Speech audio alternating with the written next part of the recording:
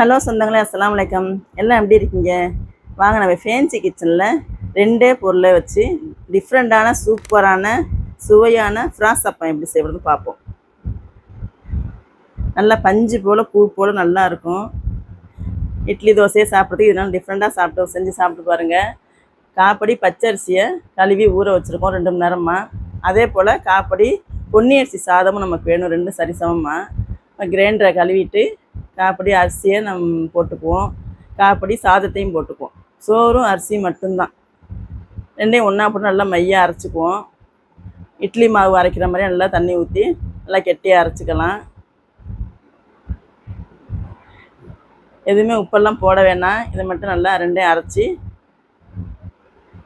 நான் நைட்டு சாயந்தரம் அரைச்சி வச்சுருக்கேன். காலையிலைக்கு சுடுறதுக்கு ஒரு 7 மணி வாக்கில் அரைச்சி வைக்கிறோம். ரெண்டும் நல்லா அரைஞ்சிருச்சு. ஒரு சட்டியில் ஊற்றிட்டு நல்லா பிணைஞ்சி வச்சுருவோம். இது அப்படியே இருக்கட்டும், காலையில் எடுத்து பார்க்கலாம். இங்கே பாருங்கள், மாவு புளிச்சிருச்சு. காலையில் எடுத்து பார்க்குறோம்.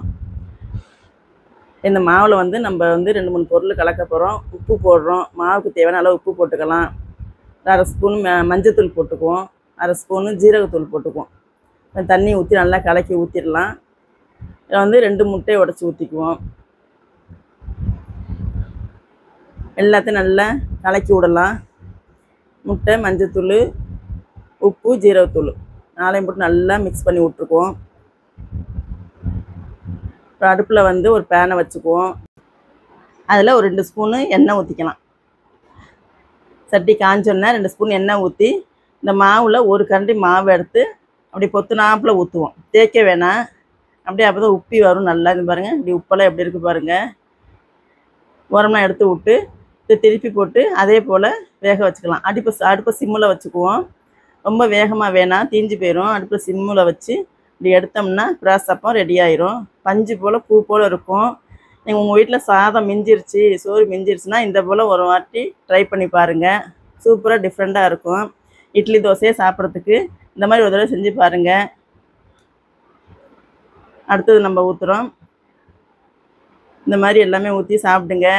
இதுக்கு தேங்காய் சட்னி, தக்காளி சட்னி வச்சுக்கலாம். இந்த மாதிரி இது பாருங்கள், எப்படி இருக்குது பாருங்கள். சூப்பராக டிஃப்ரெண்ட்டாக இருக்கும். உங்கள் வீட்டில் ட்ரை பண்ணி பார்த்துட்டு எப்படி இருக்குன்னு கமெண்ட்டில் சொல்லுங்கள். மற்றவங்க ஷேர் பண்ணுங்கள், சப்ஸ்கிரைப் பண்ணுங்கள். இது பாருங்கள், எப்படி ரெடி ஆகிடுச்சு பாருங்கள்.